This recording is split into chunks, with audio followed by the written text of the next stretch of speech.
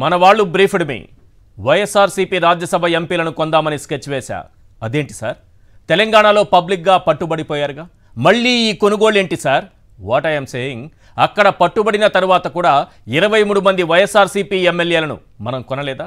What I'm saying, ఒక్కొక్కరికి 40 కోట్లు ఇద్దాం, కాదంటే 70 కోట్లైనా ఇద్దాం, ఆ విధంగా ముందుకు పోదాం. మన పార్టీలో చేరే వారిని ముందుగా రాజీనామా చేయాలని చెబుదాం, మళ్ళీ మీకే టికెట్ అని నమ్మిద్దాం.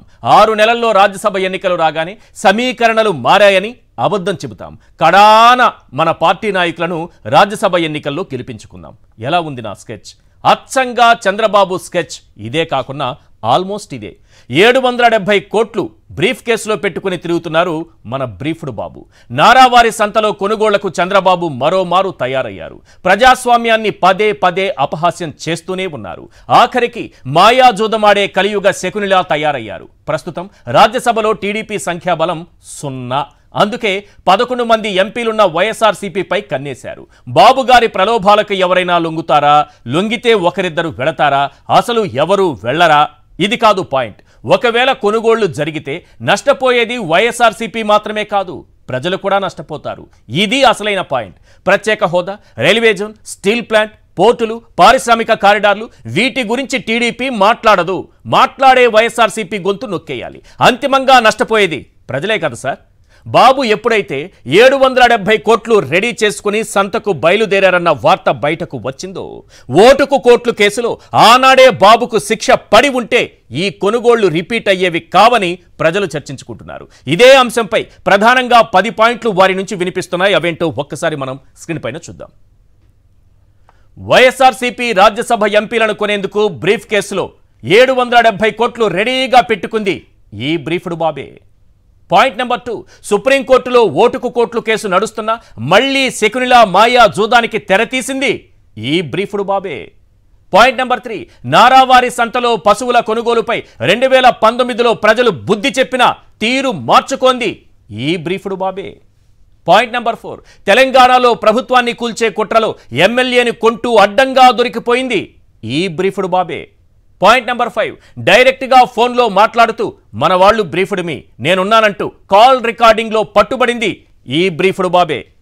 పాయింట్ నెంబర్ 6, ఓటుకు కోట్లు కేసు నుంచి బయటపడేందుకు రాష్ట్ర ప్రయోజనాలు తాకట్టు పెట్టి పారిపోయి వచ్చింది ఈ బ్రీఫ్డ్ బాబే. పాయింట్ నెంబర్ 7, తెలంగాణలో పట్టుబడ్డ ఏపీలో 23 మంది వైఎస్ఆర్సీపీ ఎమ్మెల్యేలను సంతలో పశువుల్లా కొన్నది ఈ బ్రీఫ్డ్ బాబే. క్వశ్చన్ పాయింట్ నెంబర్ 8, మంత్రి పదవి ఆశ చూపి ఆ తరువాత ఇవ్వకుండా మోసగించి భూమా నాగిరెడ్డి మరణానికి కారణమైంది ఈ బ్రీఫ్డ్ బాబే. పాయింట్ నెంబర్ 9, అవినీతి సొమ్ముతో కొనుగోళ్లు వ్యాపారం మొదలుపెట్టి ప్రజాస్వామ్యాన్ని అపహాస్యం చేస్తోంది ఈ బ్రీఫ్డ్ బాబే.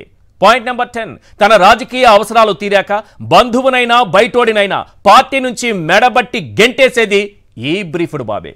ఇప్పుడు చంద్రబాబు నాయుడు గారు ఒక 770 కోట్ల రూపాయలు బ్రీఫ్ కేసులో పట్టుకుని రాజ్యసభ ఎంపీలు ఎవరు దొరుకుతారా, ఏ రకంగా ప్రలోభాలకు గురి చేద్దామా, వైఎస్ఆర్సీపీకి సంబంధించినటువంటి ఎంపీలు వారిని ఏ విధంగా కొనుగోలు చేద్దామా అనేటటువంటి స్కెచ్ గీసి తిరుగుతున్న సమయంలో ప్రజలు చర్చించుకుంటున్నటువంటి 10 పాయింట్లు ఇవి. అసలు 2015లో ఎమ్మెల్యేను కొంటూ అడ్డంగా దొరికిపోయి ఆనాడు తెలంగాణను వదిలి హైదరాబాద్ను వదిలి రాష్ట్రానికి కరకట్టకి పారిపోయి వచ్చారు. ఆ రోజు దేశమంతా వినింది వారి వాయిస్. ఒకటి వీడియో రూపంలో అందరూ చూశారు, డబ్బులు ఇవ్వడం ఎలా ఉంటుందో, కొనుగోళ్ల ఆ వ్యాపారాలు బేరసారాలు ఎలా ఉంటాయో అందరూ చూశారు. ఇది కాకుండా చంద్రబాబు నాయుడు గారి వాయిస్ ఆ రోజు దేశమంతా వినింది.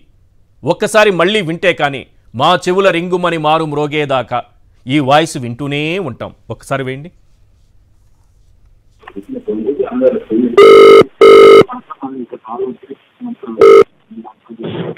Hello. Yeah, brother. Yes, sir. Yeah, our Babu garu going to talk to you. Be on the line. Yeah, please. Hello. Sir, good evening, sir. Good evening, brother. How are you? Yes, fine, thank you. Manwallu, they briefed me. Yes, sir. I am with you. Don't bother. Right, sir. For everything, I am with you. What all they spoke, will honor. Yeah, right, sir. Freely you can decide. No problem at all. Okay, sir.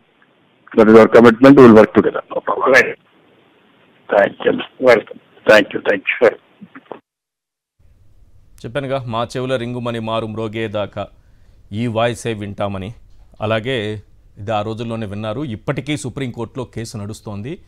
Chandrababu Naidu గారి పేరు దాదాపు 22 సార్లు ఛార్జ్షీట్లో ఉన్నప్పటికీ కూడా ఆయన్ని నిందితుడిగా ఎందుకు చేర్చలేదంటూ ఈ కేసుకు సంబంధించి సుప్రీంకోర్టులో కేసు నడుస్తోంది. మొన్న ఏప్రిల్లో కూడా దీనిపైన విచారణ జరిగి ఆ తర్వాత వాయిదా పడింది. అసలు కొనుగోళ్లపైన, డబ్బులపైన, బేరసారాలపైన ఉన్నటువంటి ఆసక్తి తానిచ్చినటువంటి హామీలపైన లేదు. 770 కోట్ల రూపాయలు లెక్కేసి పెట్టుకున్నారు. ఎవరు వస్తారు, ఎవరు రారు, ఎంతమంది వస్తారో అది తర్వాత సంగతి. 70 కోట్లు ఇచ్చైనా ఒక్కొక్కరికి 770 కోట్లు, అవసరమైతే మరి ఒక 130, 230 కోట్లు చేస్తే ఒక 1000 కోట్లు రెడీగా పెట్టుకుంటే ఎవరు వస్తే వాళ్ళని కొందాం. వాళ్ళు వస్తారా, రారా, వస్తే ఎంతమంది వస్తారా, అసలు ఎవరు రారా, ఇది తర్వాత విషయం. కానీ మనం డబ్బులు రెడీగా పెట్టుకోవాలి. ప్రజలకు ఇచ్చిన హామీలు మాత్రం డబ్బులు లేవు ఖజానాలోనే అబద్ధం చెప్పి తప్పించుకోవాలి. 8,000 కోట్ల రూపాయలు ఖజానాలో ఉంది అధికారం చేపట్టే నాటికి. అవి కాకుండా చేసినటువంటి అప్పులు చూసాం కదా. ఇంత పెట్టుకొని, ఇంత బడ్జెట్ పెట్టుకొని, ఇంత ఆదాయం పెట్టుకొని చంద్రబాబు గారు పూర్తి స్థాయిలో చేతులెత్తేశారు. ఇక మీకు ఒక్క హామీ కూడా అమలు చేయనని ఈరోజు క్లియర్గా చెప్పేశారు. ఈరోజు శ్రీశైలంలో రైతులతో సమావేశమయ్యారు. ఈ సందర్భంగా వారు క్లియర్గా చెప్పేశారు, నాకు కొనుగోళ్లపైన ఉన్న ఆసక్తి, ఎంపీలను కొనడానికి ఉన్నటువంటి డబ్బు మీ హామీలను నెరవేర్చడానికి నా దగ్గర లేదు అని క్లియర్గా చెప్పేశారు. ఒకసారి వినండి. కానీ మీరందరూ ఓట్లేశారు. కానీ మీకు ఎన్నో హామీలు ఇచ్చాను చేయాలి, కానీ ఖజానా ఖాళీగా కనపడస్తా ఉంది, ఏమీ లేదు అక్కడ. కానీ ఖజానా ఖాళీగా కనపడస్తా ఉంది, ఏమీ లేదు అక్కడ. జరిగింది. కానీ మీరందరూ ఓట్లేశారు. కానీ మీకు ఎన్నో హామీలు ఇచ్చాను చేయాలి, కానీ ఖజానా ఖాళీగా కనపడస్తా ఉంది, ఏమీ లేదు అక్కడ. కానీ ఖజానా ఖాళీగా కనపడస్తా ఉంది, ఏమీ లేదు అక్కడ. 2019 నుంచి 24 వరకు సాఫీగా సాగిపోతున్నటువంటి జీవితాలు, ప్రజల జీవితాలు, సాఫీగా సాగిపోతున్నటువంటి పరిపాలన. ఈ మధ్యలో కొందరు అడ్డదిడ్డంగా దూరి లేనిపోని హామీలు ఇచ్చి ఆఖరికి ఆ విధంగా మాట్లాడితే ఎవరైనా ఏమంటారు? మీరు నేనేమంటాము, చంద్రబాబు నాయుడు గారు కూడా తన గురించి తానే చెప్పుకున్నారు. మనం ఏమైతే అంటామో చంద్రబాబు నాయుడు గారు కూడా అదే అన్నారు. వారి మాటల్లోనే విందాం. ఒక్కసారి ఆ బయట ప్లే చేయండి. కానీ అప్పుడప్పుడు మీరేం ఆలోచిస్తారంటే అన్ని పనులు అవుతా ఉంటే ఈసారి ఇంకొకడు వస్తున్నాడు, కొత్త పిచ్చిగాడు, ఏదో చేస్తారని ఓట్లే వేస్తున్నారు. వాళ్ళు వచ్చి మొత్తం చెడగొట్టి అడవి పందులు ఉన్నాయి. మీ పొలానికి అడవి పందులు వస్తే ఏం చేస్తాయి? ఎంత వీలైతే అంత తింటాయి, మిగిలినంత తొక్కేసి వెళ్ళిపోతాయి. అంతే, అవునా కాదా? కానీ అప్పుడప్పుడు మీరేం ఆలోచిస్తారంటే అన్ని పనులు అవుతా ఉంటే ఈసారి ఇంకొకడు వస్తున్నాడు, కొత్త పిచ్చిగాడు, ఏదో చేస్తారని ఓట్లే వేస్తున్నారు. వాళ్ళు వచ్చి మొత్తం చెడగొట్టి అడవి పందులు ఉన్నాయి. మీ పొలానికి అడవి పందులు వస్తే ఏం చేస్తాయి? ఎంత వీలైతే అంత తింటాయి, మిగిలినంత తొక్కేసి వెళ్ళిపోతాయి. అంతే, అవునా కాదా? అది విషయం. తన గురించి తానే చెప్పుకున్నట్టుగా చాలా అందంగా వినిపించింది. ఎవరు చంద్రబాబు నాయుడు గురించి మాట్లాడకండి, వారి గురించి వారే గొప్పగా చెప్పుకున్నారు. ఏదైనా మళ్ళీ ఓటుకు నోటు అనేటటువంటి బ్రీఫ్ కేసుకు సంబంధించినటువంటి అంశాన్ని తెరపైకి తీసుకొచ్చారు. మాయాజోదం మళ్ళీ ఆడబోతున్నారు చంద్రబాబు నాయుడు గారు. ఒకసారి పట్టుబడ్డా కూడా ఆయనలో ఏ మాత్రం మార్పు లేదు. 2019లో 14 నుంచి 19లోపు 23 మంది వైఎస్ఆర్సీపీ ఎమ్మెల్యేలను కొంటే ప్రజలు ఏ రకంగా తీర్పునిచ్చారో, ఏ రకంగా బుద్ధి చెప్పారన్నది కూడా వారు పరిగణనలోనికి తీసుకోవట్లేదు, అసలు పట్టించుకోలేదు. మళ్ళీ ఇప్పుడు రాజ్యసభ ఎంపీలను కొనడానికి చూస్తున్నారు వైఎస్ఆర్సీపీకి సంబంధించి. అందుకు సంబంధించినటువంటి బ్రీఫ్ కేసులో మొత్తం 770 కోట్లు చేతిలో పట్టుకొని తిరుగుతున్నారు. ఎవరు దొరుకుతారా అని. ఈ మాయాజూదంలో ఒకవేళ నష్టం చేస్తే అది వైఎస్ఆర్సీపీకి మాత్రమే కాదు, ఈ రాష్ట్రానికి కూడా నష్టం చేసినట్టు అవుతుంది చంద్రబాబు నాయుడు గారు. మా చెవుల రింగుమని మారు మ్రోగేదాకా అని మళ్ళీ మనం ఎందుకు గుర్తు చేసుకుంటున్నామంటే ఈరోజు రాజ్యసభ వైఎస్ఆర్సీపీకి సంబంధించినటువంటి రాజ్యసభ సభ్యుల్ని కొనేటటువంటి స్కెచ్ గీశారు చంద్రబాబు నాయుడు గారు. ఆయన 2015లో కూడా ఈ రకంగానే తెలంగాణలో స్కెచ్ గీసి ఓటుకు కోట్లు, ఒక స్కామ్కి, ఒక రకమైనటువంటి కొనుగోళ్లకు తెరతీసి అడ్డంగా దొరికిపోయారు. ఆనాటి ఆయన వాయిస్ని వింటే ఒకసారి అందరికీ ఉత్తేజం అవుతుంది. మా చెవుల రింగుమని మారు మ్రోగేదాకా ఈ వాయిస్ వింటూనే ఉంటామన్నట్టుగా ఒకసారి ఆ వాయిస్ ప్లే చేస్తే అదైన తర్వాత మన అతిథులతో మాట్లాడదాం.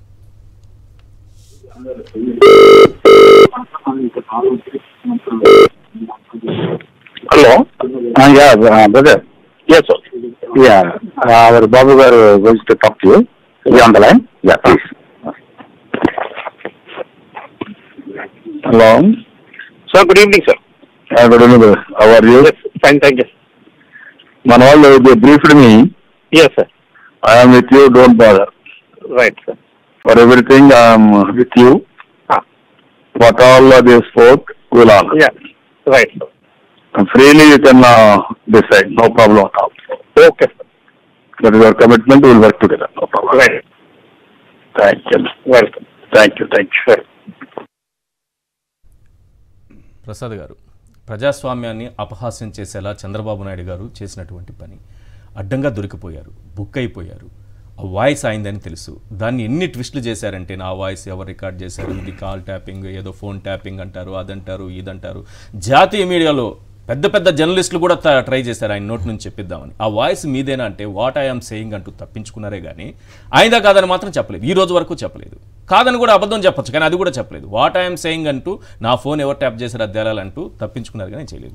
ఇంత జరిగి అభాసు పాలయ్యి రాష్ట్ర ప్రయోజనాలు తాకట్టు పెట్టి ఏపీకి పారిపోయి వచ్చి అక్కడ మళ్ళీ 23 మంది ఎమ్మెల్యేలు కొని అందులో కొందరికి మంత్రి పదవులు ఇస్తానని ఆశ చూపి ఇవ్వకపోతే అదే మానసిక క్షోభతో భూమా నాగిరెడ్డి మరణించిన విషయం ఇవన్నీ చూస్తూ ఉండగా మళ్ళీ ఇదే వ్యాపారం, మళ్ళీ ఇవే కొనుగోళ్ళు. ఏంటి చంద్రబాబు తత్వం? ముందుగా సాక్షి టీవీ ప్రేక్షకులకు నమస్కారం అండి. అలాగే ప్యానల్లో ఉన్న చంద్రశేఖర్ గారికి మీకు కూడా నమస్తే. నమస్తే సార్. ఇప్పుడు 11 మంది రాజ్యసభ ఉన్నారు, 164 గెలిచిన తర్వాత మనకి ఒక్కరు కూడా లేకపోవడం అనేది ఫస్ట్ ఆఫ్ ఆల్ మింగుడు పడిన విషయం. ఇప్పుడు దానికి తోడు మీకు 28, 29 దాకా almost it is not impossible at all. మా అయితే పరిమళత్వాని గారిది 28 అనుకుంటాను, 26 అనుకుంటాను, 2000 అసలు ఛాన్సే లేదు. సో అదర్ దాన్ దట్ ఇంకా ఆప్షనే లేని దగ్గర ఆప్షన్స్ ఎలా ఎక్స్ప్లోర్ అవ్వాలంటే పైన మావాడే కింద మనమే కాబట్టి అన్న కాన్సెప్ట్ డ్రైవ్ చేస్తూ ఇందాక మీరు ఉపోద్ఘాతంలో చెప్పినట్టు మళ్ళీ వీళ్ళని నిలబెట్టాలి, మళ్ళీ వాళ్ళని గెలిపిస్తాం అని ఒక భరోసాలతో ఏదో సమ్ గేమ్ చేయొచ్చు రాజ్యసభ రాజీనామాలతో. కానీ ఇక్కడ స్ట్రాటజికల్గా ఆల్రెడీ 2 క్లచర్స్ మీద ఉంది కేంద్ర ప్రభుత్వం. ఒకటి నిలకడలేని నితీష్ కుమార్తో, ఇంకోటి చంద్రబాబు నాయుడు గారితో. సో వీళ్ళకే టెకానం లేనప్పుడు ఇక్కడ ఈ రాజ్యసభలో ఇంత గెయిన్ చేయడం అనేది first of all quite impossible. రెండోది, మొన్న జరిగిన బీఎస్సీ పార్లమెంట్ సెషన్స్కి బీఎస్సీ సమావేశంలో జయరాం రమేష్ బయటపెట్టిన ఉదంతంతో ప్రత్యేక హోదా రాష్ట్రానికి సంబంధించిన 10 సంవత్సరాల నుంచి రావాల్సినవి ఒక్క వైఎస్ఆర్సీపీ 4 ఎంపీలు మాత్రమే మాట్లాడుతున్నారన్నది ప్రజలకి సోదాహరణంగా తెలియజెప్పబడింది. అండ్ మోర్ ఓవర్ వాళ్ళు ఎన్డీఏ పొత్తులో ప్రైమా ఫేస్గా వాళ్ళకున్న ఫస్ట్ అండర్స్టాండింగే మా జీవీఎల్ చెప్పినట్టు ఇది ముగిసిపోయిన అధ్యాయం అన్నదానికి కంపెనీ అయినప్పుడే వాళ్ళ పొత్తు కుదిరింది. డ్రామాలు ఆడండి, అడగండి, అడుగుతూ ఉండండి. సార్ మీకు కూడా చెప్తున్నా, అడగడానికి ముందు కదా అది వాళ్ళకి తెలిసిన విద్య కదా, ఎలా అలా కుదరదు కదా. ఇప్పుడు నేనే ఇమీడియట్గా వాయిస్ ఓపెన్ చేస్తా. ఇప్పుడు బీజేపీ క్లోజ్డ్ చాప్టర్ అనే విషయం 10 ఏళ్ళు బట్టి మనకు చెప్పుకుంటూనే వస్తుంది ప్రత్యేక హోదా విషయంలో. దానితో ఈయన కూడా is accepted for special purpose vehicle దాకా వచ్చింది అది. ఈ తరుణంలో వీళ్ళ నోట్ నుంచి రాష్ట్ర ప్రయోజనాల విషయంలో మాట్లాడడానికి ఇంపాసిబుల్. సో ఇంక నెక్స్ట్ మిగిలింది ఎవరు? రాజ్యసభలో ఉన్న 11 మంది, పార్లమెంట్లో ఉన్న 4 ఎంపీలు మాత్రమే రాష్ట్ర ప్రయోజనాల గురించి ప్రశ్నించబడతాయి. ఇప్పుడు ఉదాహరణకి రామ్మోహన్ నాయుడు గారు లాంటి వ్యక్తికి మంత్రి పదవి వచ్చిన తర్వాత కూడా ఆయన ఫ్లోర్ ఆఫ్ ద హౌస్లో 15,000 కోట్లు అప్పు ఇస్తున్నారన్న దాన్ని కూడా ఆయన నిర్మించుకోకుండా 15 రోజులు గ్రాంట్ టైప్లో వచ్చినట్టుగా పరవశించిపోయి మాట్లాడుతుంటే, సో కన్స్ట్రక్టివ్గా స్టేట్ గురించి మాట్లాడడానికి ఓన్లీ అపోజిషన్ వాయిసే ఉంటుంది.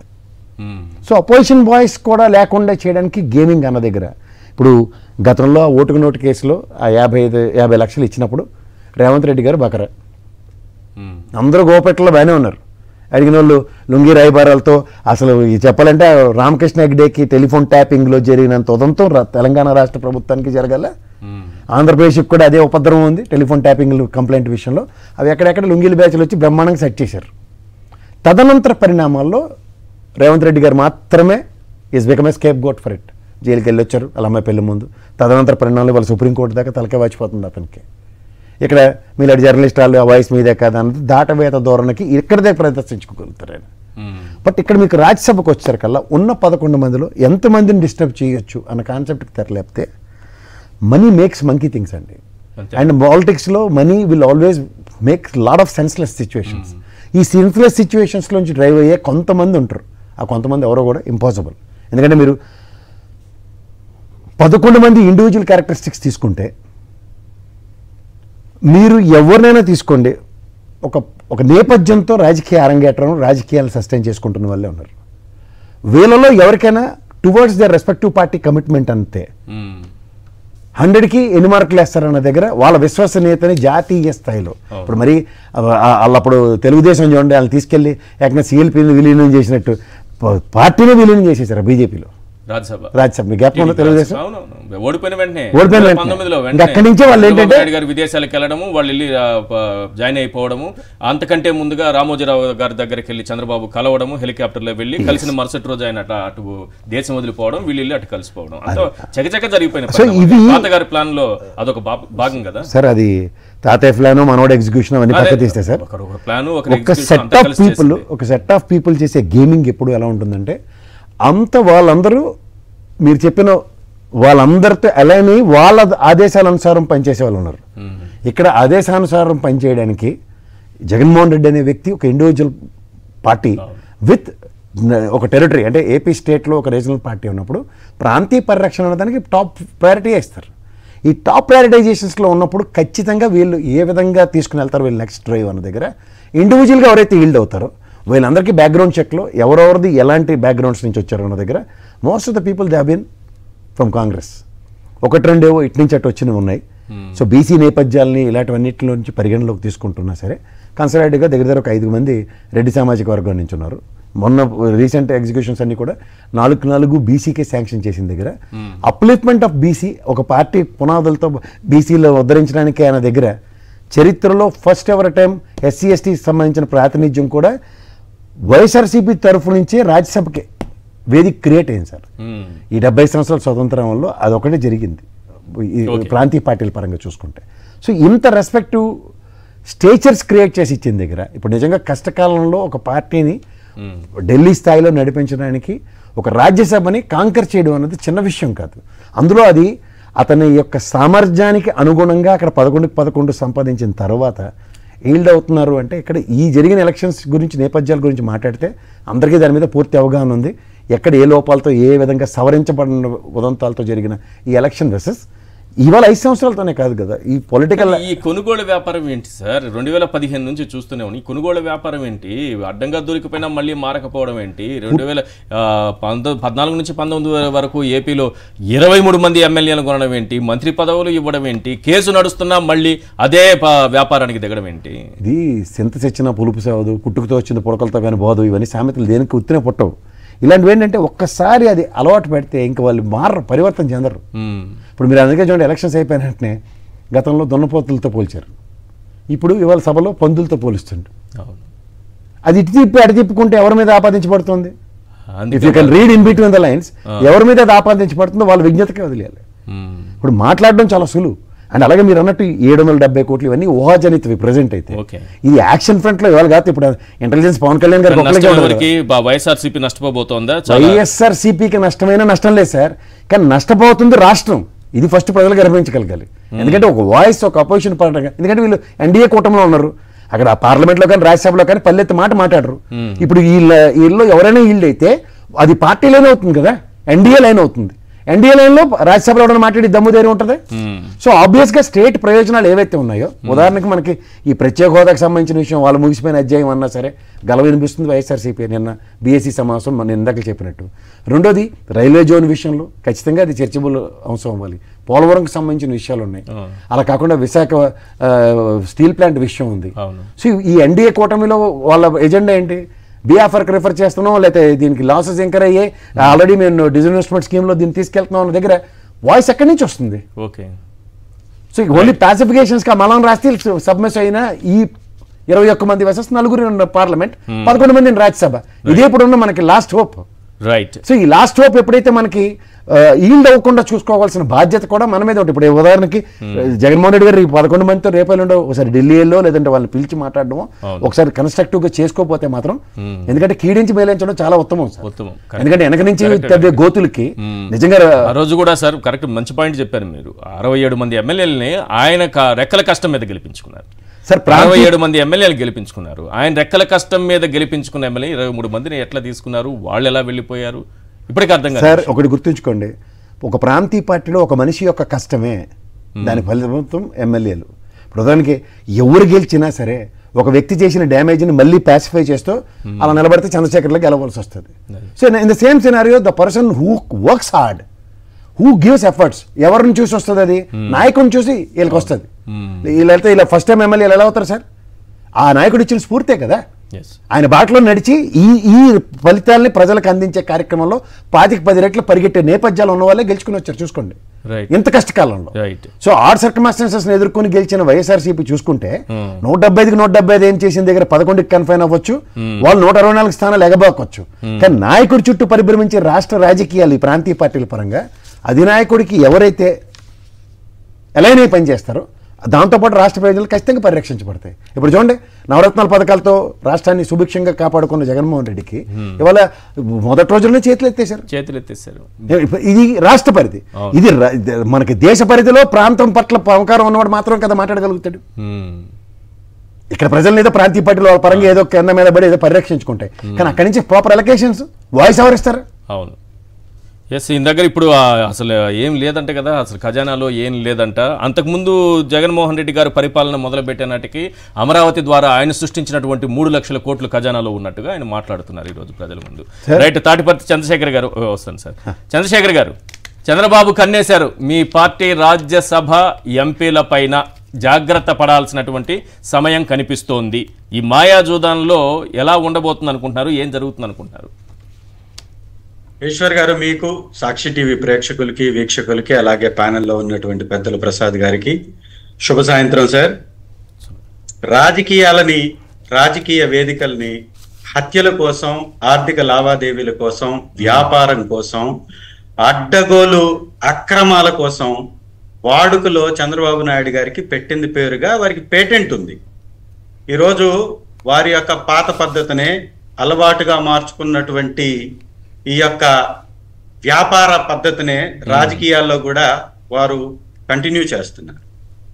ఈరోజు రాష్ట్రంలో ఇచ్చినటువంటి 6 పథకాల గురించి ఊసే ఎత్తడు. వైఎస్ఆర్ కాంగ్రెస్ పార్టీ శ్రేణులు ఎవరన్నా మాట్లాడితే వారి మీద కేసులు పెట్టించి ఆ గొంతులు నొక్కే ప్రయత్నం చేస్తున్నటువంటి చంద్రబాబు గారికి వారు చేసే అక్రమాలు, వారు చేసేటటువంటి దగ, వారు చేసే హత్యా రాజకీయాలు బయట ప్రపంచానికి తెలియకుండా, ఎవరూ మాట్లాడకుండా, మాట్లాడడానికి వేదికలు లేకుండా ఉన్నటువంటి వేదికల్ని నొక్కి పట్టేసి, అది శాసనసభలో కావచ్చు, లేదా రాజ్యసభలో కావచ్చు, శాసన మండలిలో కావచ్చు, పార్లమెంట్లో కావచ్చు, తెలుగుదేశం పార్టీ చేస్తున్నటువంటి దగాకోరు రాజకీయాల్ని బయట ప్రపంచానికి తెలియకుండా, ఆ గొంతు లేకుండా చేయాలనేటటువంటి ఒక పద్ధతిలో, పక్కా ప్రణాళికతో వారు మాట్లాడుతున్నటువంటి విధానంగా దీన్ని మనం చూడాలి సార్. ఎందుకంటే 14 లక్షల కోట్లు రాష్ట్రం యొక్క అప్పు అని పదే పదే ఊదరగొట్టిన ప్రసంగాలు చేసినటువంటి చంద్రబాబు నాయుడు గారు ఆ రోజు 14 లక్షల కోట్ల అప్పున్నా కూడా ఈ పథకాలన్నీ ప్రవేశపెట్టి నేను ఇస్తానని డబ్బా కొట్టారు. తర్వాత కాలంలో మొన్న గవర్నర్ గారు ప్రసంగంకి వచ్చేటప్పటికి 10 లక్షల కోట్లు అయింది. అంటే 4 లక్షల కోట్లు అప్పు తక్కువని వారే నిర్ధారించారు. కానీ వాస్తవానికి ఉన్నటువంటి అప్పు కేవలం 8 లక్షల కోట్లే. ఆ 8 లక్షల కోట్లలో చంద్రబాబు నాయుడు గారు దిగిపోయే సమయానికి 4,18,000 కోట్ల పైచిలకు వారు చేసినటువంటి అప్పు ఆ గతంలో ఉన్నటువంటి అప్పు ఉంది.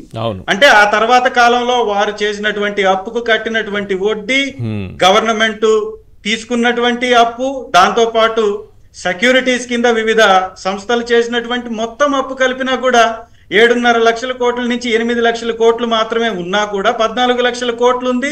అయినా మేము పథకాలు ఇస్తానన్నటువంటి చంద్రబాబు నాయుడు గారు ఈ రోజు మాట్లాడుతున్నటువంటి సభలో మాట్లాడినటువంటి మాటలు, మొన్న శాసనసభలో మాట్లాడినటువంటి మాటలను మనం ఒకసారి కానీ గమనిస్తే, ఈ పథకాలు నేను ఇవ్వలేను అని ఖచ్చితంగా రాష్ట్ర ప్రజలకి శటకోపం పెడుతున్నట్టుగా ఇండికేషన్స్ ఇచ్చారు. రాష్ట్ర ప్రజల్ని నమ్మించి వమ్ము చేసి వారి నమ్మకాన్ని వారిని ఒక పక్కా ప్రణాళికబద్ధంగా పక్కదారి పట్టించేటటువంటి ప్రయత్నం చేయడం, ఇది వారి మార్కు రాజకీయానికి పరాకాష్ఠగా కూడా మనం చూడొచ్చు. ఈరోజు ఎవరు ఆయన కొనడానికి ముందుకు వచ్చినా అమ్ముడు పోవడానికి వైఎస్ఆర్ కాంగ్రెస్ పార్టీ నాయకులు ఎవరు సిద్ధంగా లేరు. గతంలో చంద్రబాబు నాయుడు గారు వైఎస్ఆర్ కాంగ్రెస్ పార్టీ నాయకుల్ని కొనుగోలు చేస్తే 23 మందిని, వారికి వచ్చింది 23 సీట్లు అన్నటువంటి సంగతి వారు మర్చిపోకూడదు. ప్రపంచం కూడా కావచ్చు. ఆయనకి ఎక్స్పీరియన్స్ ఉంది కదా, కొనడంలో ఎక్స్పీరియన్స్ ఉంది కదా. ఆయన ఎక్స్పీరియన్స్ పనిచేయదంటారా? 75 ఏళ్ల ఎక్స్పీరియన్స్ ఉంది, 40 ఏళ్ల ఎక్స్పీరియన్స్ ఉంది ఓవరాల్ రాజకీయంగా.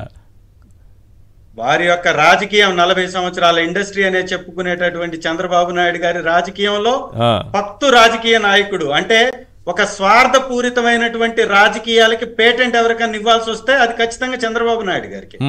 అబద్ధాలు మాట్లాడేటటువంటి రాజకీయ నాయకుడిగా ఎవరికన్నా ఒక వరల్డ్ రికార్డ్ ఇవ్వాల్సి వస్తే అది కూడా ఆయనే కొట్టేస్తాడు, ఆ రికార్డుని కూడా.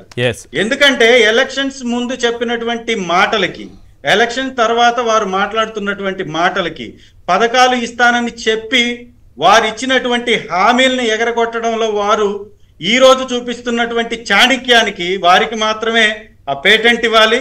వారికి ఉన్నటువంటి అనుభవం ప్రజలకి మంచి చేయడానికి ఉపయోగిస్తారంటే ఖచ్చితంగా కాదు.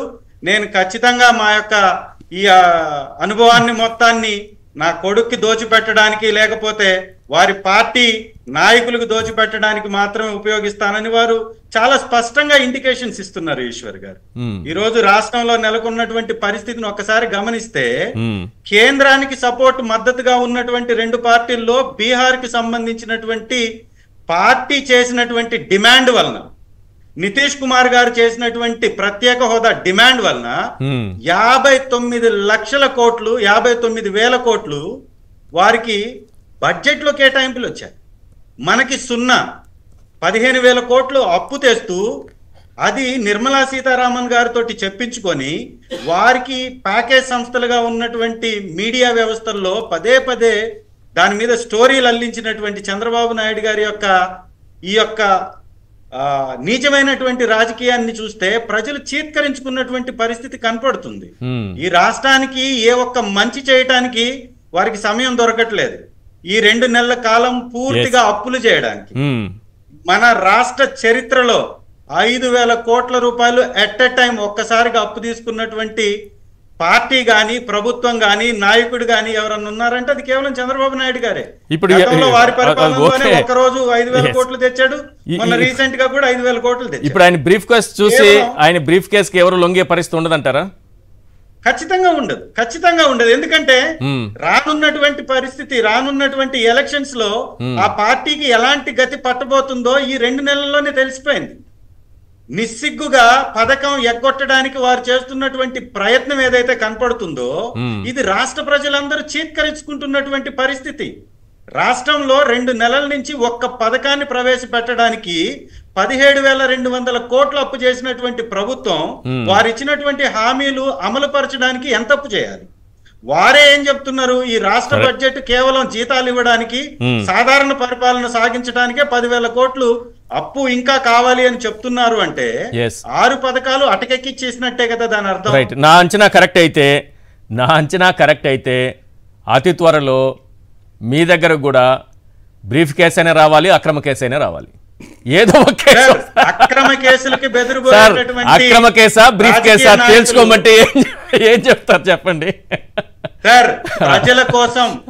ప్రజల కోసం ప్రజలని అభివృద్ధిలో నడిపించడం కోసం, ప్రజల కష్టాలు తెలుసుకొని వారికి ఏమి కావాలో ఇవ్వడం కోసమే ప్రభుత్వాన్ని నడిపినటువంటి జగనన్న గారికి మద్దతుగా, అండగా ఈ రాష్ట్ర ప్రజల ప్రయోజనాల కోసం పోరాటం చేసేటటువంటి వైఎస్ఆర్ కాంగ్రెస్ పార్టీ సైనికులుగా మాత్రమే ఉంటాం తప్ప అమ్ముడు పోవడానికి, లేకపోతే వారు చూపించేటటువంటి తాయిలాలకి, వారు పెట్టేటటువంటి కేసులకి భయపడి పారిపోయేటటువంటి వ్యక్తులంగా.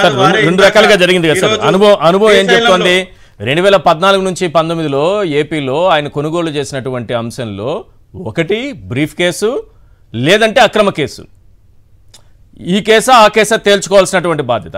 ఆ దీంట్లో 23 మంది తగులుకున్నారు. దానికి వెనకుండి ఎవరు నడిపించారో ABCDEF మనకు తెలుసు కదా, ABCD వీళ్ళంతా వెనకుండి నడిపించినటువంటి, ఏం సార్ నవ్వుతున్నారు? ABCDలు చెప్పాను నేను. ఇలాంటి వాళ్ళంతా నడిపించినటువంటి, మీరు కూడా నవ్వుతున్నారు, ఇలాంటి వాళ్ళంతా నడిపించారు కదా వెనక నుండి. నేను అనేది అదే. ఇప్పుడు రేపు మీకు బ్రీఫ్ కేసు లేదా అక్రమ కేసు ఒక 2 ఆప్షన్స్ వచ్చాయి, ఏం చేస్తారు సార్? ఖచ్చితంగా ప్రజల వైపు నిలబడతాం. ఓకే, ఖచ్చితంగా ప్రజల వైపు నిలబడతాం. అక్రమ కేసులకి, బ్రీఫ్ కేసులకి లొంగేటటువంటి వ్యక్తులం కాదు. ఇది స్పష్టంగా రాష్ట్ర ప్రజలకి అందరికి చెప్తున్నాం. గెలిచినటువంటి 11 మందిమి వైఎస్ఆర్ కాంగ్రెస్ పార్టీ తరఫున ప్రజల కోసం మాత్రమే పోరాటం చేస్తాం. వారి యొక్క కేసులకి భయపడేటటువంటి ప్రసక్తే లేదు. సార్, ఇంకొక విషయం కూడా మీరు అర్థం చేసుకోవాలా. చెప్పండి సార్. ఇంకొక విషయం కూడా మీరు అర్థం చేసుకోవాలా. ఈ రాష్ట్ర ప్రజలు ఈ 2 నెలల్లో తిరగబడుతున్నటువంటి విధానాన్ని ఒకసారి గమనించండి. వారికి ఉన్నటువంటి ప్యాకేజ్డ్ పత్రికలతోటి లేదా వారికి ఉన్నటువంటి జేవు సంస్థలైనటువంటి టీవీ ఛానల్ తోటి చర్చలు పెట్టించుకుంటున్నప్పటికీ కూడా ప్రజలు పెద్ద ఎత్తున తిరగబడుతున్నారు. ఇవాళ రెండోసారి ఈ రోజు పెన్షన్స్ పంపిణీ చేశారు. దాదాపు 70,000 మందిని తీసివేశారు. ఈ 70,000 మంది యొక్క జీవితాలని రోడ్డును పడేసినటువంటి ప్రభుత్వానికి ప్రజలు ఎందుకు అండగా ఉంటారు సార్? కరెక్ట్. కాబట్టి వీరు 2 నెలల్లో అది 17,000 కోట్ల రూపాయలు అప్పు చేసి ఈ ప్రభుత్వాన్ని నడపలేనటువంటి ఈ వ్యక్తుల్ని నమ్మి పోయేటటువంటి వారు ఎవరుంటారు? కాబట్టి వైఎస్ఆర్ కాంగ్రెస్ పార్టీ గళం రాజ్యసభలో వినిపిస్తుంది. రాజ్యసభలో వీరి యొక్క దోపిడీని అడ్డుకుంటుంది. అలాగే శాసనసభలో కూడా అడ్డుకుంటాం. రాజ్యసభలో వారు తెచ్చేటటువంటి బిల్లులకి ఎన్డీఏ గవర్నమెంట్ కావచ్చు, వారి మిత్రపక్షాలకు సంబంధించినటువంటి బిల్స్ కావచ్చు, ఇవి వారి దోపిడీకి అడ్డం లేకుండా చేసుకోవడానికి వ్యాపారాన్ని మొదలు పెట్టారు. కానీ ఖచ్చితంగా వైఎస్ఆర్ కాంగ్రెస్ పార్టీ వీటికి వ్యతిరేకంగా పనిచేస్తుంది.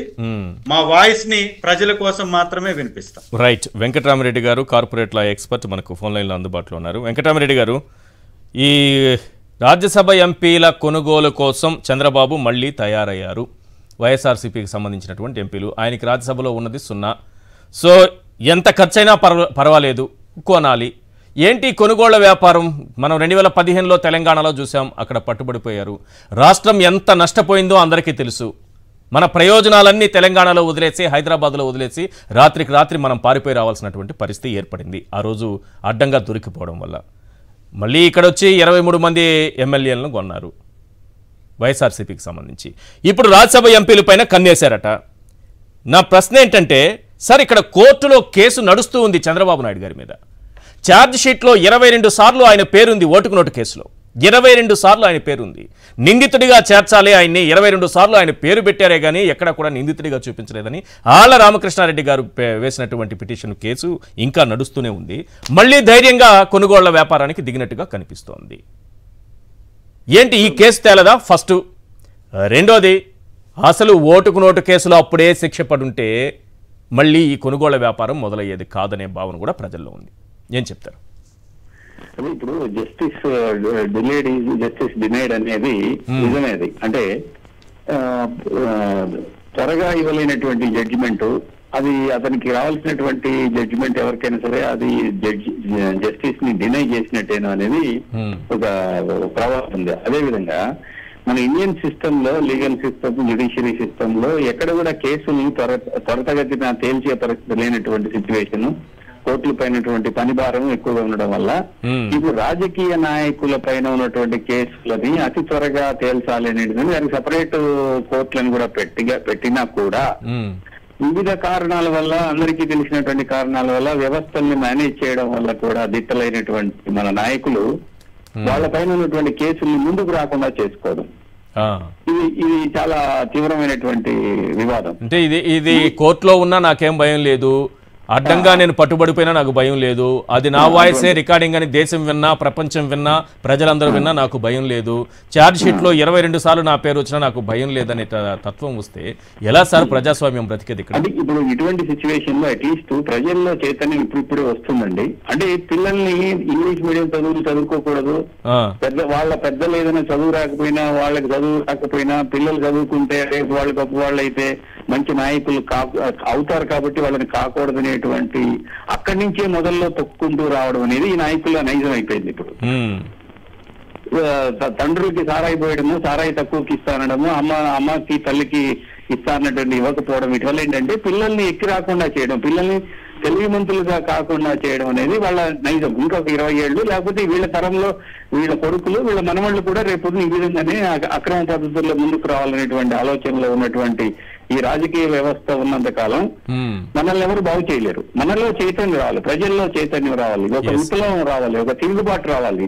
రీకాల్ అనేది చాలా ముఖ్యం. ఇక్కడ రీకాల్ పిటిషన్స్ అన్ని కూడా మన రీకాల్ పిటిషన్ ఓన్లీ స్పీకర్ కే ఇవ్వాలి అనేది ఒక నియమం అయితే, స్పీకర్లు వాళ్ళు ఇష్టం వచ్చినటువంటి వాళ్ళు ఒక ఇండివిజువల్ గా ఒక పార్టీకి సంబంధించిన వాడిగా ఒక నిర్ణయం తీసుకోలేనటువంటి పరిస్థితుల్లో మనం చూస్తే, ఉదాహరణకి రఘురామకృష్ణరాజు గారిని డిస్క్వాలిఫై చేయమని చెప్పి పిటిషన్ ఇచ్చిన 4 సంవత్సరాలు కూడా స్పీకర్ డెసిషన్ తీసుకోలేదు. అదే స్పీకర్ ఇంకొక 2-3 విషయంలో వెంటనే డెసిషన్ తీసుకొని వాళ్ళు సస్పెండ్ చేస్తారు. సో ఇటువంటి వివక్ష అనేది రాజకీయంగా లోక్సభలోనో రాజ్యసభలోనో పార్లమెంట్ లోనో జరుగుతున్నంత కాలం మనమందరం ప్రేక్షకులుగా ఉండిపోవాల్సినటువంటి పరిస్థితి. కాబట్టి ప్రజల్లో చైతన్యం రావాలి. రీకాల్ అనేది ఇప్పుడు ఈ కొనుగోళ్ల వ్యాపారం మొదలు పెడితే వాళ్ళు అనుకునేది ఏంటి, వైఎస్ఆర్సీపీకి నష్టం చేయొచ్చని అనుకుంటున్నారు. కానీ ప్రజలు కూడా, రాష్ట్రం కూడా కొన్ని ప్రయోజనాలు నష్టపోతుంది కదా. ఇప్పుడు వీళ్ళని ఎవరైతే వీళ్ళు ఇండివిజువల్ గా వాళ్ళకి రావాల్సిన వాళ్ళకి ఏదో ఒక 100 కోట్లకో 200 కోట్లకో ఒక్కొక్కరు అమ్ముడు పోతారు అనుకుంటే రేపు నష్టపోయేది మనము. మన నాయకుడు కాదు, నాయకుడు వాడి వైపు వాడి పిల్లలు వాడు అంతా బాగానే ఉంటారు. నష్టపోయేది ప్రజలు, రాష్ట్రం. ఈ రాష్ట్ర ప్రయోజనాలను తాకట్టు పెట్టేటువంటి నాయకుల్ని ముందుగానే పసిగట్టి వాళ్ళ పైన ముందే పిటిషన్లు వేసి వాళ్ళ పైన వాళ్ళ ఇళ్ల దగ్గర ధర్నాలు కూడా చేయాల్సినటువంటి పరిస్థితి ఏర్పడుతుంది ప్రజల్లో. కాబట్టి వైఎస్ఆర్సీపీ నాయకులందరూ కూడా వాళ్ళ కార్యకర్తలను సంసిద్ధం చేసుకోవాల్సినటువంటి అవసరం ఆసన్నమైంది. ఇక్కడ ఏసీబీ కూడా, తెలంగాణ ఏసీబీ కూడా చార్జ్ షీట్ లో 22 సార్లు, అంటే ఓటుకు నోటు కేసులో 22 సార్లు చంద్రబాబు పేరు ప్రస్తావించిందంటే 22 సార్లు ప్రస్తావించిన ఆయన నిందితుడు కాలేదనేది చాలా ఆశ్చర్యకరంగా కనిపిస్తుంది సార్. ఏంటి సార్ ఇది? సుప్రీంకోర్టులో ఎక్స్ప్లెనేటరీ పిటిషన్ వేసుకుంది సార్. ఇప్పుడు పిటిషనర్స్ ఎవరైతే ఇదివరకు నాకు తెలిసి ఆళ్ళ రామకృష్ణారెడ్డి గారు వేశారు ఒక పిటిషన్. దాన్ని మళ్ళీ ఎక్స్ప్లెనేటరీ పిటిషన్ వేసుకుని ఒక డెసిషన్ కి మళ్ళీ ఇవ్వాలని చెప్పేసి వాళ్ళ న్యాయవాదుల్ని అడిగి మళ్ళీ దాన్ని ఇది చేసుకుంటే కూడా, ముందుకు జరిపించుకుంటే కూడా బాగుంటుంది. అయితే ఇక్కడ ఏమవుతుందంటే, అంటే ఏమైందంటే ఇప్పుడు ఇక్కడ గవర్నమెంట్ నుంచి కూడా వాయిదా కోరారు. మొన్న లాస్ట్ ఏప్రిల్లో జరిగినటువంటి 16వ తారీఖున 17వ తారీఖున జరిగినటువంటి సుప్రీంకోర్టులో గవర్నమెంట్ కూడా వాయిదా కోరింది. సరే, అప్పుడు సుప్రీంకోర్టు కూడా సీరియస్ ఎన్ని వాయిదాలు కోరుతారు, ప్రభుత్వమే వచ్చి వాయిదా కోరితే ఎలా అని అడిగింది. కాకపోతే ఏంటంటే ఇప్పుడు ప్రభుత్వం మారింది కదా, అప్పుడు బీఆర్ఎస్ ఉంది, అంటే టీఆర్ఎస్, ఇప్పుడు కాంగ్రెస్, ముఖ్యమంత్రి రేవంత్ రెడ్డి గారు. దాంతో ఈ కేసు అసలు ఎట్టుపోతుంది, ఏం జరుగుతుంది అనేది కూడా అర్థం కాని విధంగా తయారైంది. అదే ప్రభుత్వం కోరింది. రేవంత్ రెడ్డి గారు నేను పేరు ప్రస్తావించట్లేదు, కానీ ప్రభుత్వమే కోరింది. ఇక్కడ బీఆర్ఎస్ గవర్నమెంట్ ఉన్నప్పుడు వాళ్ళే టైం అడగడంలో చాలా ఆశ్చర్యకరమైన సంఘటన. ఎందుకు ఎవరి ప్రయోజనాలని కాపాడడానికి, ఎవరి ప్రయోజనాలను తాకట్టు పెట్టడానికి కూడా అర్థం కాదు. ఏమో సార్, ప్రజల్లో ఉన్న చర్చ అయితే ఒకటే, రాష్ట్ర ప్రయోజనాలు చంద్రబాబు వదిలేసి హైదరాబాద్ నుంచి పారిపోతే సరిపోతుంది అంటే ప్రజల్లో ఉన్న చర్చ. అనుగుణంగా ఇప్పుడు మనం అదే చిత్తశుద్ధితో ఉన్నటువంటి నాయకులు ముందుకు రావాలి సార్. వైఎస్ రాజశేఖర రెడ్డి గారు 21 మంది 23 మంది ఎమ్మెల్యేలతో కాంగ్రెస్ లో ఉండి అదే తెలుగుదేశం పార్టీకి వ్యతిరేకంగా 5 సంవత్సరాలు బ్రహ్మాండంగా పోరాడారు. మనం ఎన్నుకున్నటువంటి నాయకుల్లో ఒక చిత్తశుద్ధి ఉండాలి. ఈ ప్రజల కోసం మేము పనిచేయాలన్నటువంటి ఆలోచన వాళ్ళలో వచ్చేంత వరకు ఇటువంటి పరిస్థితి వస్తుంది. ఇటువంటి పరిస్థితి నుంచి మనం మారలేము. మన పిల్లలు మనము ఎడ్యుకేటెడ్ అయిపోయి డబ్బులకి లోబడకుండా ఓట్లు వేసేటువంటి పరిస్థితి వస్తే, మీరు ఎన్ని పథకాలు పెట్టినా ఏం పెట్టినా ఒక రోజు ముందు మీరు ఎన్ని డబ్బులు ఇచ్చారు ఓటర్కి, మాకు 2000 వచ్చినాయి, మాకు 3000 వచ్చినాయి, మేము తీసుకున్నామని చెప్పి గొప్పగా చెప్పుకునేటువంటి ఆ రోజులు పోవాలి. మనం ఒక మార్గం సుగమం చేసుకోవాలంటే ఇటువంటి నాయకులకు చెక్ పెట్టాలి. వీటిపైన ఉన్నటువంటి పార్లమెంట్ లోనే ఒక చట్టం రావాలి. పార్లమెంట్ దశల్లోనే ఒక చట్టం తేవాలంటే ఇప్పుడున్నటువంటి ప్రభుత్వాలే మిక్స్డ్ ప్రభుత్వాలు ఉన్నప్పుడు వాళ్ళ అవసరాల కోసం ఇటువంటి నాయకుల్ని వాడుకుంటున్నప్పుడు మీకు సాధ్యం అవుతుంది, ఎక్కడ సాధ్యం అవుతుంది కూడా ఇప్పుడు పరిస్థితి కష్టమేనండి ఇప్పుడు రైట్. అంతే కరెక్టే. థ్యాంక్ యూ అండి వెంకటరామరెడ్డి గారు చర్చలో పాల్గొన్నందుకు, మీ అభిప్రాయం తెలియజేసినందుకు. నిజానికి వీటిపైన ఉన్నటువంటి ఆసక్తి, ప్రజలకు ఇచ్చినటువంటి హామీలు నెరవేర్చాలని చంద్రబాబుకు లేకపోవడం అనేది చాలా దురదృష్టకరం. పైగా ఖజానాలో ఏమి లేదంటున్నారు చంద్రబాబు నాయుడు గారు. ఆ రోజు 2019లో దిగిపోతూ అమరావతిలో సృష్టించి పెట్టినటువంటి, ప్రతిసారి చెప్తున్నారు ఇది 3 లక్షల కోట్ల సంపద సృష్టించేవాడిని.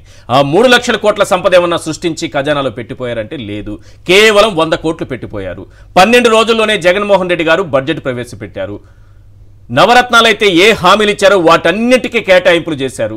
మీరు ఇప్పుడు తల్లికి వందనం ఇవ్వలేకపోతున్నాం, మేము ఇవ్వలేము, వచ్చే ఏడాది మా దగ్గర డేటా లేదు, దీనికి అందరితో ఒక కమిటీ వేయాలి, కమిటీ నాయకులంతా ఒక రూట్ మ్యాప్ తయారు చేయాలి, ఆ రోడ్ మ్యాప్ ప్రకారం మేము నిర్ణయాలు తీసుకుని ఎప్పుడు తీసుకుంటారో తెలియదు. కానీ జగన్మోహన్ రెడ్డి గారు వెంటనే ఎలా పెట్టగలిగారు మీరు ఇచ్చినటువంటి 100 కోట్లతో? 6,550 కోట్ల రూపాయలు ఆ రోజు అమ్మఒడికి కేటాయించారు 12 రోజుల్లోనే. మళ్ళీ మీరేం 3 లక్షల కోట్లు పెట్టి వెళ్ళింది ఏం లేదు కదా. చంద్రబాబు నాయుడు గారు ఏమంటారో ఒకసారి ఆ బయట ప్లే చేస్తే ప్రసాద్ గారి విశ్లేషణ ఒకసారి తీసుకుంటాం, ఎందుకంటే అది రాష్ట్ర ప్రజలు వింటే అర్థం అవుతుంది. ఈ పథకాలు మీకు రావు. సింపుల్గా చెప్పాలంటే సార్, సింపుల్గా ఒక మాట చెప్తాను, ఓట్లేసినందుకు చంద్రబాబు నాయుడు గారు పదవి అనుభవించాల్సిందే, ఓట్లేసినందుకు ప్రజలు అనుభవించాల్సిందే. ప్రజలు అనుభవించాల్సిందే, ఆయన పదవి అనుభవించాల్సిందే. రెండు అనుభవించాల్సిందే ఉంది. కానీ ఆ అనుభవించాలి అన్నదానికి ఈ అనుభవానికి చాలా తేడా ఉంది. అది మనం అనుభవంలో పెట్టుకోవాలి. ఎస్, ఒకసారి బయట ప్లే చేయండి సార్ ప్లీజ్. కానీ మీరందరూ ఓట్లేశారు, కానీ మీకు ఎన్నో హామీలు ఇచ్చాను చేయాలి, కానీ ఖజానా ఖాళీగా కనపడస్తా ఉంది, ఏమీ లేదు అక్కడ. కానీ ఖజానా ఖాళీగా కనపడస్తా ఉంది, ఏమీ లేదు అక్కడ. జరిగింది. కానీ మీరందరూ ఓట్లేశారు, కానీ మీకు ఎన్నో హామీలు ఇచ్చాను చేయాలి, కానీ ఖజానా ఖాళీగా కనపడస్తా ఉంది, ఏమీ లేదు అక్కడ. కానీ ఖజానా ఖాళీగా కనపడస్తా ఉంది, ఏమీ లేదు అక్కడ. అప్పటి వరకు చేతులెత్తి చంద్రబాబు జై కొడుతున్న ఒకసారికి దించేసి సైలెంట్గా ఉండిపోయారు సార్.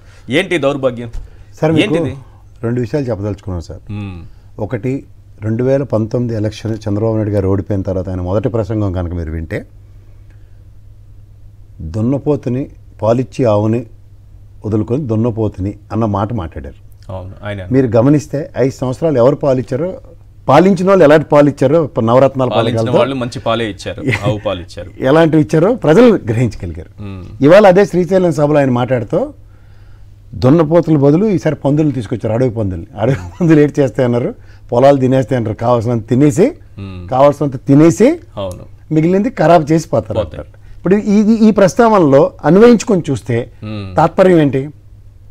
ఎత్తారు. అవును, అర్థమైందా? కావాల్సినంత నిన్న ఒక పేపర్లో, వాళ్ళ పేపర్లోనే ఒక నియోజకవర్గ ఎమ్మెల్యే ఈరోజు ఆ స్థాయి ఏంటో కూడా తెలుసు, అగ్రిగేట్న 12 కోట్లు పాలకొల్లని ఆంధ్రజ్యోతిలో చూసే నేను అదే మరి అదే చెప్తున్నా. పాలకొల్లండి సార్ నియోజకవర్గం. మరి ప్రజాప్రతినిధి ఎవరో ప్రజలకు తెలుసు కానీ మనం మరి ఇప్పుడు ఎవరో మంత్రి స్థానంలో కూడా ఉండొచ్చు ఇప్పుడు. సో ఇవన్నీ జరుగుతున్నప్పుడు మనకన్నా చంద్రశేఖర్ గారికి, ఎందుకంటే సహచరుడు కాబట్టి అంచేత బాగా తెలుస్తాయి, అంచేత ఇలాంటి వాటిని మాట్లాడడానికి వాళ్ళు అసెంబ్లీకి వెళ్తే బాగుంటుంది. రెండోది, ఈ ప్రస్తావనలో మీరు గమనించగలిగితే దున్నపోతులు కావలసినంత తిని మిగిలినది కూడా ఖరాబు చేస్తున్నాయి. ఇది అట్రిబ్యూట్ చేసుకొని చూసుకోగలిగితే ఈ రెండింటి యొక్క సారాంశంలో ఆ రోజు యనమల రామకృష్ణ, మళ్ళీ వెనక్కి వెళ్ళాలి ఒకసారి, యనమల రామకృష్ణ గారు ఖజానాలో 100 కోట్లే ఇచ్చి వెళ్ళిన జగన్మోహన్ రెడ్డి గారు ఇలాంటి ఫస్ట్ అడ్రసింగ్ మీటింగ్లో నా దగ్గర ఇంతే డబ్బులు ఉన్నాయి నేను చేయలేని విషయం చెప్పలేకుండా స్పాన్ ఆఫ్ నో టైం 6,580 కోట్లు అమ్మ ఒడికి ఎలా ఇచ్చారో అందరికీ తెలుసు. ఇవాళ అచ్చెన్నాయుడు గారు ప్రవచనం కనుక వినగలిగితే ఇవాళ మీరు పెన్షన్లో అవకతవకలు ఏమైనా ఉండొచ్చు. జగన్మోహన్ రెడ్డి గారే ప్రెస్ మీట్లో జూన్ దాకా నాదే రెస్పాన్సిబిలిటీ అన్నప్పుడు జూన్ పెన్షన్ కూడా అయిందే డేటా. ఓకే, ఇప్పుడు జూలై నుంచి కథ స్టార్ట్. July, August, September. ఇవాళ అచ్చెన్నాయుడు గారి ప్రవచనం, అక్రమంగా ఉన్న పెన్షన్దారులు ఇవాళ తొలగించబడతారు. ఇది అలవాటు పడిన ప్రయాణమే కదా, అలవాటు పడింది. సో ఇది ఒక్కటే ఫస్ట్ తారీఖుకి వాళ్ళు ఇచ్చిన 6 బుల్లెట్ పాయింట్లో 6,000, 4,000 అంటే వికలాంగులకు 6,000, 4,000 ఇచ్చింది. ఎగ్జిక్యూషన్ లో ఇవాళ 90% క్లెయిమ్ చేస్తుంటే being a MLA, sitting MLA కాబట్టి చంద్రశేఖర్ గారికి ఆ నియోజకవర్గంలో ఎంత సక్సెస్ ఆయన చెప్పగలగాలి. మరి అక్రమంగా పెన్షన్ పొందుతున్న వాళ్ళు తొలగిస్తారు అంటే ఎంతమంది ఇది తల్లికి వందనంలో అక్రమంగా స్కూల్లో జాయిన్ అయినటువంటి పిల్లలను కూడా తొలగిస్తారా సార్? ఇవన్నీ కొత్త స్కీమ్ ఏమైనా తెస్తారా? వాళ్ళు రూట్ మ్యాప్ అక్రమంగా స్కూల్లో జాయిన్ అయిన పిల్లలు వీళ్ళకి ఎట్టి పరిస్థితుల్లో తల్లికి 115,000 లేదు. మీరు మధ్యలో అడ్డగా సార్, మీరు ఏదో మేము ఇంకా పంట తొక్కడానికి వచ్చిన వాళ్ళం, పంట తొక్కనివ్వండి మమ్మల్ని. చేత ఏంటంటే ఈ ప్రవచనాల యొక్క సరస్సు ప్రతిదానికి రూట్ మ్యాప్ ఉంటుంది. ఇప్పుడు పెన్షన్లు తొలగించడానికి రూట్ మ్యాప్ వేస్తారు ఇప్పుడు అచ్చెన్నాయుడు గారు, అలాగే అమ్మఒడి ఇవ్వడానికి లోకేష్ గారు రూట్ మ్యాప్ వేస్తున్నారు. అలా మిగిలిన 5 బస్సులకి ట్రాన్స్పోర్ట్ మినిస్టర్ రోడ్ల మీద ఎలా ఉన్నాయి, ముందు గతకలు పూడిస్తేనే కానీ ఆడవాళ్ళు ఎక్కితే నడువులు అవి పోతాయి కాబట్టి ఉచిత బస్సు హామీని కూడా ఇంకా ప్రొలాంగ్ చేస్తున్నారు. దానికి రూట్ మ్యాప్ అంటే ఏంటి? రూట్ వేయాలి. సో ఇవన్నీ అంటే 3 బుల్లెట్లే, ఇంకా మిగిలిన 2 ఏంటి 4 ఏంటి 1519 అమ్మాయి ఆడపిల్లలకి. అందుకే లెక్క పెట్టాలి. రామానాయుడు గారు లెక్క ఇంకా ఒక ఇంట్లోనే లెక్క అయింది, నీకు 1500, నీకు 1500, నీకు 1500. సార్ నిరుద్యోగ వృత్తి మీకు తెలిసి కూడా నన్ను అడిగితే నన్ను విశ్లేషకుడికి పిలిచారు, ప్లీజ్ ఇంట్రాగేట్ చేయండి నన్ను. అప్పుడు నేను ఏం చెప్తానంటే నన్ను కట్టేసి కూర్చోపెడితే లాస్ట్ ఎలక్షన్స్ 3 నెలల ముందే కదా ఇచ్చారు సార్, 5 సంవత్సరాలు ఇంకా టైం ఉంది, ఎందుకు సార్ గాబరా పడతారని నేను గదమాయించి చెప్పాల్సి వస్తుంది. అంటే నెక్స్ట్ చెప్పండి సార్. నెక్స్ట్ రైతులకి 20,000 అయిపోయింది సీజన్, ఈ సెప్టెంబర్ కి అయిపోతుంది కదా. ఇప్పుడు ఇంకా కేంద్ర సీజన్ అయిపోయింది, అయిపోయినండి. Market sir season. Narendra Modi Jaganmohan Reddy garu vote on account పెట్టుకొని పారిపోయారు, నవంబర్ వరకు పెట్టుకున్నారు. ఈ మధ్యలో సీజన్ అయిపోతుంది, ఏంటి పరిస్థితి? అయిపోయింది, పోయింది. మాకేంటి మీకు ఇప్పుడు నరేంద్ర మోడీ గారు ఎప్పుడైతే ఫస్ట్ డబ్బులు ఇస్తారో ఈక్వల్ గ్రాంట్ వీళ్ళు కూడా దాన్ని కలిపి అప్పుడు ఇవ్వాలి. విద్యార్థులు పోయారు మీ అంచనా ప్రకారం, రైతులు పోయారు, 19 ఏళ్ల అమ్మాయిలు పోయారు, తల్లులు పిల్లల్ని స్కూల్కి పంపే తల్లులు పోయారు, నిరుద్యోగులు పోయారు. ఏంటిది ఇంకా బస్సు తిరగేస్తుంది, ఇంకా బస్సు లెక్క చేయాలి, రూట్లు వేయాలి. ఏవీ లేవా? ఇక లేవని మీరు ఎందుకంటారు? ఇంకా టైం ఉంది, ఎలక్షన్స్ 3 నెలల ముందు. మీరు వాళ్ళ హామీలు లాస్ట్ జగన్మోహన్ రెడ్డి గారు అమాయకంగా పేపర్ చూపించి ప్రజలందరికీ ఏం చెప్పారు? ఇవేవి చేయలేదని చెప్పినా సరే ప్రజలు ఓట్లు వేశారు. ఇప్పుడు ఏంటి వాళ్ళకి ఈ పథకాలన్నీ లాస్ట్ 3 మంత్సే కావాలా, లేదా ఇంకా బంపర్ ఆఫర్ ఉంటుంది. అంటే ఎలక్షన్ చూడండి, మనకి సంవత్సరం పాటు ఉద్యోగం చేస్తే బోనస్ ఇస్తాం మనం. అలా ఏంటంటే పసుపు కుంకుమ అంటే కొత్త వినూత్న పథకం కూడా వస్తుంది. ఓపిక కావాలి మీకు. 5 ఏళ్ళు. చంద్రశేఖర్ గారు ఏంటి అసలు లేనట్టేనా? సూపర్ 6 ఎత్తిపోయినట్టేనా? ఊరిలో పెన్షన్లు ఎంతమందికి అంది అడగండి. రైతులకి 20,000 సార్, రైతులకి 20,000 రూపాయలు పెట్టుబడి సాయం పూర్తిగా పోయినట్టేనా? సార్ పూర్తిగా ఎగనామం పెట్టడానికి వారు రూట్ మ్యాప్ వేసేశారు. వైఎస్ఆర్ కాంగ్రెస్ పార్టీ హయాంలో చేసినటువంటి పథకాలని కాపీ కొట్టి పేర్లు మార్చి ఒకరికి కాదు నలుగురికైనా ఇస్తామని చెప్పినటువంటి చంద్రబాబు నాయుడు గారు ఆల్రెడీ ఎడ్యుకేషన్ ఇయర్, ఈ సంవత్సరం అకాడమిక్ ఇయర్ స్టార్ట్ అయిపోయి ఆల్రెడీ పిల్లలందరూ జాయిన్ అయిపోయారు. ఎవరైతే ప్రభుత్వ పథకం మీద ఆధారపడి చదువుకునేటటువంటి బిడ్డలు ఉన్నారో వారి భవిష్యత్తు అంధకారంలోకి వెళ్ళిపోయింది. ఒకటి, ఇక్కడ 2 రకాలైనటువంటి వ్యాపారాలు చేయాలి వారు చంద్రబాబు నాయుడు. వారి పక్కన ఉన్నటువంటి సహచర మంత్రి గారికి సంబంధించినటువంటి స్కూల్స్ లో అడ్మిషన్స్ పెరగాలంటే గవర్నమెంట్ స్కూల్స్ ని నిర్వీర్యం చేయాలి, ఇది మొట్టమొదటిది.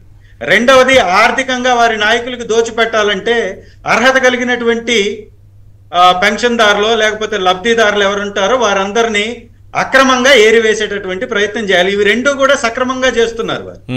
ఈ రాష్ట్రంలో ఎంతో మంది పిల్లలు ఉన్నారు, డేటా లేదు అని చెప్పటమే వారి యొక్క అవివేకానికి పరాకాష్ఠగా మనం చెప్పుకోవచ్చు. చాలా సింపుల్ గా జగన్మోహన్ రెడ్డి గారు చెప్పారు, ఏం డేటా డేటా డేటా అని. ఏం చెప్తారా? ఆ డేటా ఏముంది? 44 లక్షల మంది పిల్లలు, తల్లులు, 84 లక్షల మంది పిల్లలు, ఇది మీకు కావాల్సినటువంటి డేటా అని చెప్పారు. కానీ పిల్లలు అట్లాగే 1500 ఇప్పుడు పింఛన్లు అక్రమంగా తీసుకుంటున్న వాళ్ళు తొలగిస్తామంటున్న వాళ్ళు రేపు అక్రమంగా స్కూల్లో జాయినింగ్ పొందిన పిల్లలు వీళ్ళందరూ అని చెప్పి వాళ్ళకి ఇవ్వకపోతే ఎలా సార్ తల్లికి వందనం? ఖచ్చితంగా ఎగనామం పెడతారు.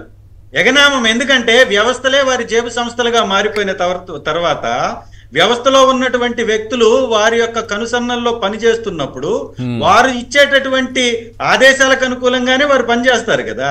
ఈ రోజు రాష్ట్రంలో ఉన్నటువంటి పరిస్థితి ఏంటంటే పెన్షన్ పెంచినట్టుగా చూపించుకుంటున్నారు, పెన్షన్దారుల్ని తీసివేస్తున్నారు. అంటే తీసివేసినటువంటి పెన్షన్దారు డబ్బులే ఈ పెంచుతున్నటువంటి వారికి ఇస్తున్నారు, అంతే తప్ప ఇంకొకటి కాదు. రెండవది, వారి వాళ్ళు చేసినటువంటి వ్యాఖ్య చాలా ఆసక్తిగా ఉంది. 12,000 కోట్లు ఆల్రెడీ అప్పులు చేశారు. 5,600 కోట్లు జిఎస్టికి సంబంధించినటువంటి డబ్బుల్ని కేంద్రం ఇచ్చింది. 7,000 కోట్ల రూపాయలు దాదాపుగా వైఎస్ఆర్ కాంగ్రెస్ పార్టీ ప్రభుత్వం మా ప్రభుత్వం దిగిపోయేటప్పటికి ఖజానాలో డబ్బు ఉంది. మరి ఈ డబ్బంతా ఏమైపోయింది సార్? ఇచ్చింది కేవలం 2 పెన్షన్సే కదా మీరు ఇచ్చింది. ఈ పెన్షన్స్ కి మొత్తం కలిపి కూడా 8,000 కోట్లు కూడా కాలేదు. ఆల్రెడీ 7,000 కోట్లు పాత డబ్బే ఉంది. మరి ఇప్పుడు తెచ్చినటువంటి 12,000 కోట్లు ఏమైపోయాయి సార్? ఖాళీ ఖజానా ఉంది అంటే ఆల్రెడీ వీటిని కూడా ఎక్కివేశారా? ఇది కూడా రాష్ట్ర ప్రజలు అర్థం చేసుకోవాలి. ప్రతి పథకం మీద తెలుగుదేశం పార్టీకి సంబంధించినటువంటి వ్యక్తుల పేర్లు రాస్తూ తెలుగుదేశం పార్టీ నాయకులు మాత్రమే పథకాలు అని, తెలుగుదేశానికి ఓట్లు వేసినటువంటి వ్యక్తులకు మాత్రమే పథకాలు అని వారు చేస్తున్నటువంటి ఈ నీతిమాలైన రాజకీయాన్ని ప్రజలందరూ చీత్కరించుకుంటున్నారు. రాష్ట్రంలో ఏ ఒక్క పథకాన్ని కూడా అమలు చేసేటటువంటి ఆలోచనలో తెలుగుదేశం పార్టీ ప్రభుత్వం లేదు. ఇది స్పష్టంగా కనపడుతుంది. మాట తీరు కూడా చూడండి సార్, ఒక్కసారి చంద్రబాబు నాయుడు గారి మాట తీరు కూడా చూడండి. పశువులతోటి పందులతోటి మారుస్తున్నటువంటి చంద్రబాబు నాయుడు గారు పథకాలు ఇస్తామని ఆశ చూపి ఎగ్గొట్టేటటువంటి వ్యక్తుల్ని ఏమని పిలవాలో అది కూడా చెప్పాలి కదా. రైట్. ఈ రోజు ఈనాడు దినపత్రిక చూస్తే అందరికీ అర్థమైపోతుంది. ఈనాడు దినపత్రికలో ఆచార్య కార్తిక్ గారి ఒక ఇంటర్వ్యూ ప్రచురించారు. అందులో వాగ్దానాలు నీటిపై రాతలైతే ప్రభుత్వాలను నమ్మేదెలా? చంద్రబాబు నాయుడు గారికి చూపించాలి ఎల్లో తాత గారి దీన్ని. చంద్రబాబు నాయుడు గారు చదవాలి. అంటే హామీల అమలులో వైఫల్యం వల్ల ప్రభుత్వంపై నమ్మకం దెబ్బతింటుందని మీరు అంటున్నారు. రాజకీయ పార్టీలు ప్రజా విశ్వాసానికి ప్రాధాన్యం ఇస్తున్నాయంటారా అన్న ప్రశ్నకు ఆయన సమాధానం, అధికార పక్షాలు తమ హామీలను అమలు చేయకపోవడం అంటే ప్రజల నమ్మకాన్ని కోల్పోవడమే.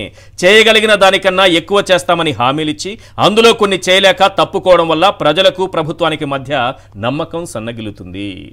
చంద్రబాబు నాయుడు గారు ఇది అందరికీ ప్రతి ఒక్కరికి చేరవేయాలి సార్. ఇలాంటి వాళ్ళు రావడం వల్ల చంద్రబాబు నాయుడు లాంటి నాయకుల గురించే నాకు తెలిసి మాట్లాడుంటారు. అదృష్టవశాత్తు ఇది ఈనాడు దినపత్రికే ప్రచురించడం గొప్ప విషయంగా మనం భావించాలి.